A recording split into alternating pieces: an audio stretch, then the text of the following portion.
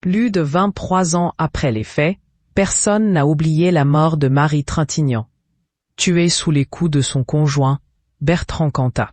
Une mort tragique que pleurent encore certains de ses proches, comme Gérard Lanvin. Les deux acteurs se sont connus au début des années 1990 sur le tournage du film Les Marmottes d'Élie Chouraki. On se voyait tous les jours, c'était quelqu'un avec qui on riait beaucoup. C'était une fille pleine de vie, se rappelait-il dans 20h30 le dimanche 27 avril, aux côtés de Laurent Delahousse.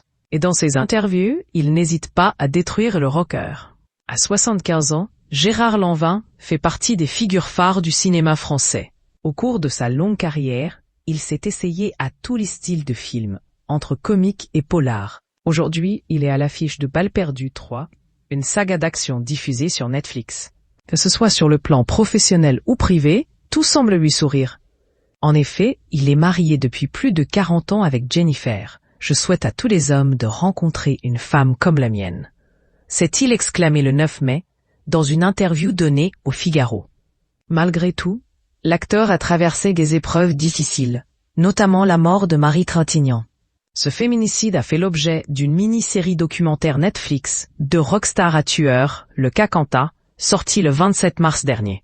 En vue de son lien avec Marie, Gérard Lanvin a souhaité regarder cette série. Pourquoi ? Pour le détester encore plus. On ne s'arrête pas à Marie.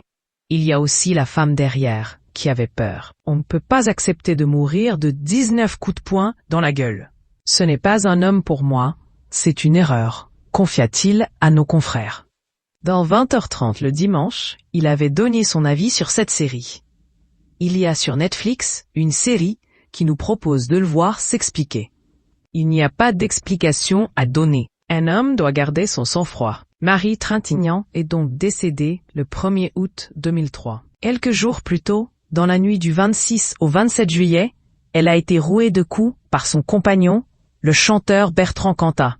Il n'appellera pas les secours. Alors qu'ils étaient en Lituanie, la comédienne est rapatriée en France le 31 juillet et décède d'un œdème cérébral. Le chanteur a été jugé en Lituanie, pays où a eu lieu les faits. Il a été condamné à 8 ans de prison, mais n'a purgé que la moitié de sa peine. À sa sortie de prison, Bertrand Cantat est remonté plusieurs fois sur scène et a donné son dernier concert en 2017. Cependant, il a tout de même sorti un nouveau titre, intitulé L'Angle, en 2024. Selon Le Parisien, il partage sa vie entre Bordeaux et les Landes.